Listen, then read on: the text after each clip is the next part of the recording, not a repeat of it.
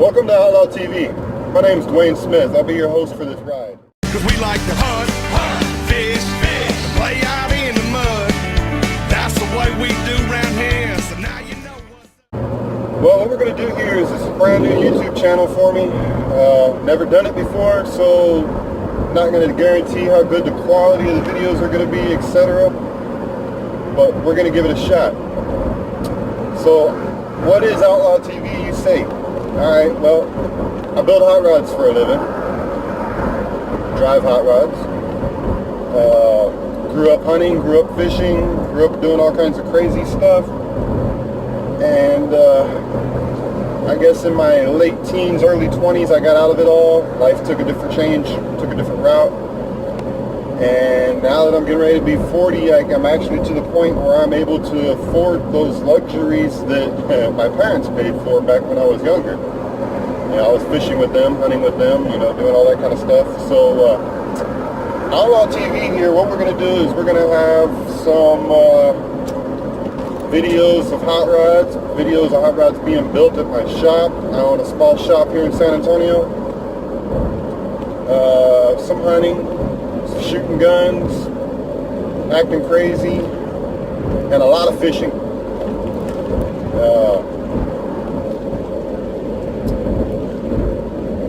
Yeah, my mind just went blank. Anyways, and a lot of fishing. So, what got me started in all this is I've been following Rob from Lunkers TV and Alex Perrick from AP Bassin, John B, all these guys, and I kind of think it's pretty cool that these guys get to go all over the country fishing. I've seen them fish in Chicago, I've seen them fish in Florida, I've seen them fish in Texas, Canada, Mexico, New York, all kinds of places, man. And I think that's pretty cool that these guys pretty much live a lifestyle, from what I understand, that they can get up every morning, go somewhere and go fishing and make a living at it. I'm sure it's pretty damn hard. I'm pretty sure they got to have sponsors, you know, all this other stuff. But you know what? I'm going to give it a try. It sounds like some fun. Maybe it'll be a good ride. Maybe it'll be a not so fun ride. I made a video yesterday. Don't think I'm going to post it. It was my first ever attempt at doing anything like this. So it didn't turn out bad, but at the same time, it didn't turn out what I was content with. I'm my world's worst critic.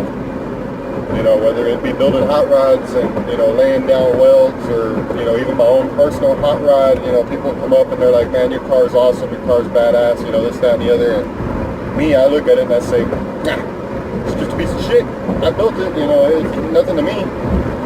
But, you know, it's something you got to get over, one of those, you know, demons, I guess, that people possess. So anyways, like I said, that's pretty much where we're at. I've been building hot rods, been around it all my life. My dad has had hot rods. I grew up right in the back seat of a 1932 Ford sedan all over the United States, going to street rod nationals, you know, all kinds of stuff like that. Even local shows, you know, all kinds of things. And got into doing the hot rod thing probably when I was about 21, 22. Before that, I was into lowriders and mini trucks and, you know, stuff like that. Got into doing the hot rod thing when I was in my early 20s. I was working for a machine shop, making really good money. Machine shop decided that they were going to move to Houston, and I'm in San Antonio, so I couldn't afford to make that move. I went up there for 6-8 months, something like that, trained somebody how to do my job, got a nice severance pay and nice severance package, a non-compete contract that got me paid for the next 3 years, and all kinds of cool things. And when that was said, done, and over with, I decided I was going to build hot rods. And did it for about 2 years by myself. Major learning curve, because, you know, I didn't know how to do anything. I'm self-taught at everything I do. And a guy that I know offered me a job working in his hot rod shop. I went and did that. You know, basically got thrown in the fire real quick. I figured out that I didn't know nearly anything I thought I did know. But I worked for them for almost 2, maybe 3 years. And I'm a very quick learner. I'm one of those guys that can sit down and watch somebody do something and say, oh hell, I can do that as good, if not better.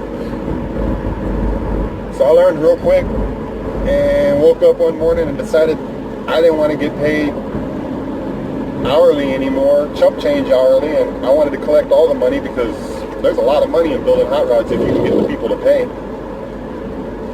So I went out and opened my own shop. We did that for a while and went into it with a high school friend as a business partner. And of course, you really, you think you know people until you get into business with them.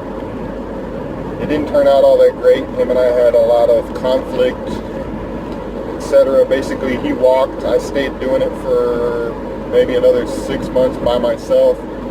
Woke up one morning and got tired of paying the overhead, got tired of putting up with customers, got tired of just running the whole show by myself.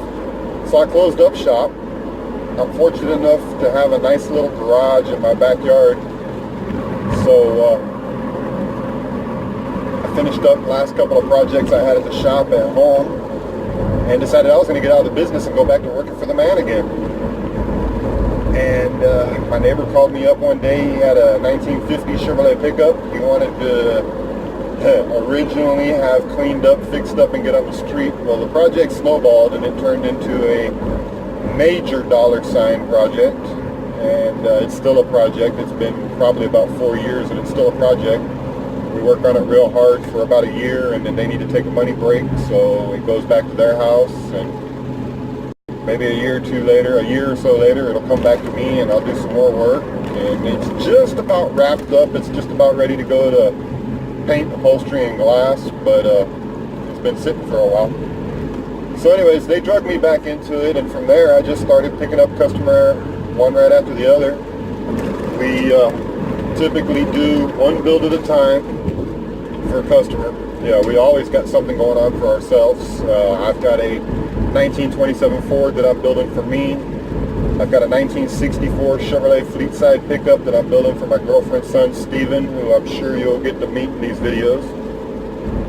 And right now I'm working on a 48 Chevrolet fleet line for a good friend of mine, Justin Martinez. He's a repeat customer. This makes the third car, I think, that I've done for him. But anyways, that's enough about this. Just kind of thanks for coming on to my channel. Thanks for looking at it. Hopefully you guys will subscribe. You'll like it. You'll drop me some comments. You think there's anything I need to change, anything I need to do, recommendations, whatever. We'll be fishing on pretty much whenever we get a chance to go fishing. Probably going to do a lot of fishing on Sundays. My girlfriend works, so we'll be able to go fishing whenever we want to on Sundays. And I keep my boat up in Bandera, Texas, right by Medina Lake. So we'll be doing some boat fishing, we'll be doing some bank fishing, all kinds of stuff like that. So like I said, man, I'm looking forward to doing this. Rob from Lunkers TV, man, if you see this, I know you're a Texas boy. You're up in the Dallas area, if I'm not mistaken. Man, give me a shout out, man. I'd love to fish some of these South Texas places with you. Hell, I'd love to just get some pointers and some tips and all that kind of stuff from you, man. You're an awesome fisherman, and it'd be great to figure this out a little bit better. So anyways, that's enough for now, man. We'll catch up here in a little while. Maybe we'll do a walk around at the shop. Definitely going to do a walk around when I get home this evening. So that way I can show you guys my personal project, and y'all can watch it come along from where it's at to finished. But yeah, I think that's it for now, man. Again, thanks for checking us out. I'll holler back at you some more with a little bit more video. Bye.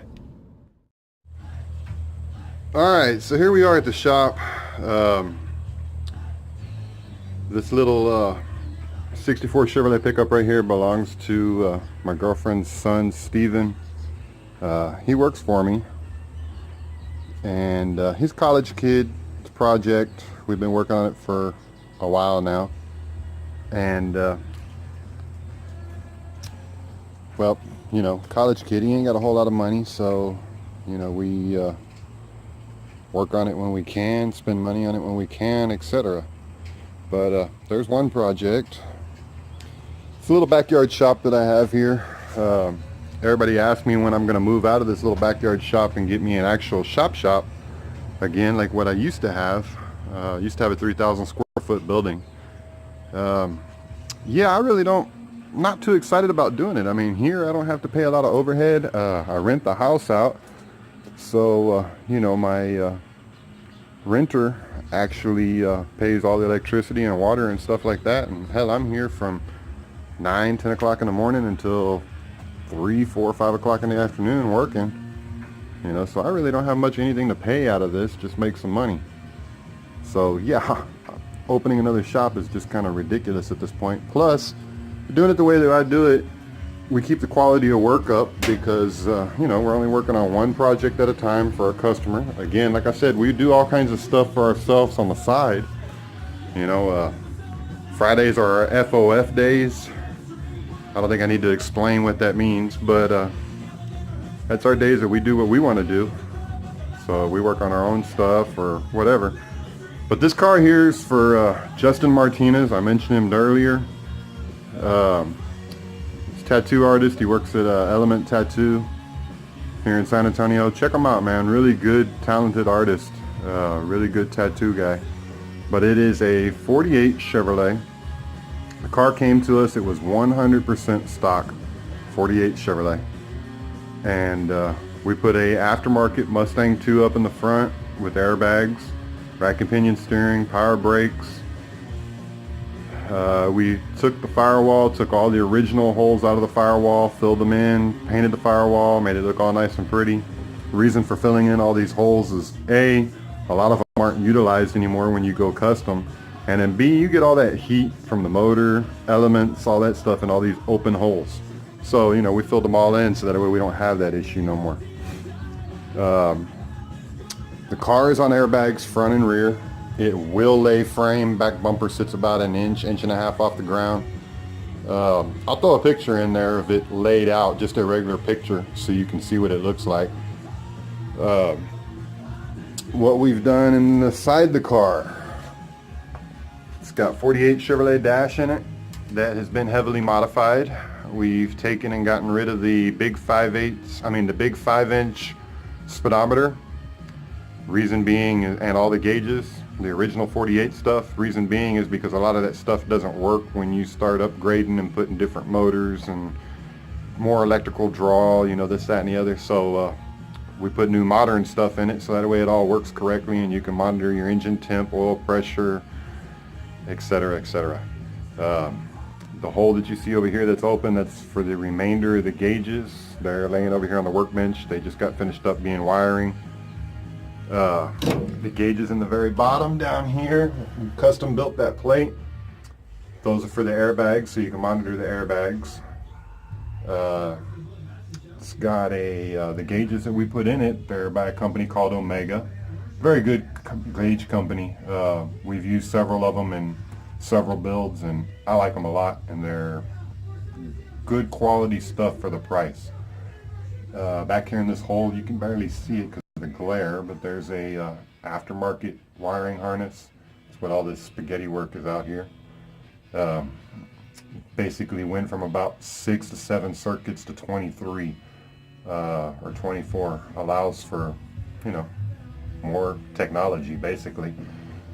In the rear, it's got a Jimenez Brother 2-link in it, another great quality part, and a heavy step notch, airbagged. And you do the step notch so that way you have somewhere for the suspension to go when the car goes down low. We've raised up all the floor in the rear. We've closed off the trunk from the main passenger compartment of the car. That eliminates noise. You know, when you're running airbags, you've got a compressor, possibly 2 compressors back there making noise, running. So you close that off to kind of eliminate some of that noise. It's got a, see if I can get the camera in here where we can see it. We've got a hatch built into it here. It's not quite finished, but I can't get it open. Sorry about that. But anyways, that's so you can access all the airbags in case they don't air up for some reason. You can get in there and work on all that stuff. That, like I said, all that in there is unfinished. We're going to end up having to You see a hole here where you can see the rear end pumpkin sticking in. We're going to end up having to remove this drive shaft tunnel and raising it because, again, when you're airbagged and everything goes down low, it all comes up somewhere. So that's where it comes up at, and we're going to have to raise it. Again, this is all unfinished because we're still working in there. And then around here in the back, you can see where we've modified up the trunk. We've raised it up, probably looks about like 2.5 inches. In this first step, it's got a brand new 68 or 69 Mustang gas tank in it. Again, sending unit in the gas tank, works with all our new gauges, better tank. Usually when you get these old cars, tanks are rotted out or something like that, and they don't carry as much fuel because it's older. So that's the reasoning for that first step. Second step is to get up over the step notch in the frame for the airbags to lay down in. Everything back here is pretty much wrapped up with the exception of the gas fill neck. Floor is all welded in, seam sealed. It's got a little bit of spray-on bed liner on it just to give it a nice pretty appearance and to help knock down rust and to help knock down noise. I'd let you see underneath to see what we did on the suspension underneath it, but there's not very much light. You can't see it. The car's up on jack stands right now so we can work on it. But anyways, that's pretty much the gist of it for right now. We got a motor sitting up here on the floor. That's for Steven's truck, the 64 I showed you a few minutes ago. Just a nice little mild 305. It's got a cam in it. It's mild in appearance and in performance. Most everything for it's painted instead of going with that chrome or billet or whatever, just because, you know, trying to do something different. But that pretty much cuts it out. So here's my little shop. Little, but it does. It suffices, does its thing. The Outlaws Rod Kustom sign, address and phone number is no good, so don't get any ideas calling or mailing anything in. That's from 6-7 years ago when I had my other shop. We're going to be changing that so that way when you see it in the video, if you want to contact us, you can contact us. But yeah, that's where we're going to end it at for right now. Again, thanks for looking, thanks for talking with us, thanks for everything. I hope to see some subscribers and some views. Talk to you guys later.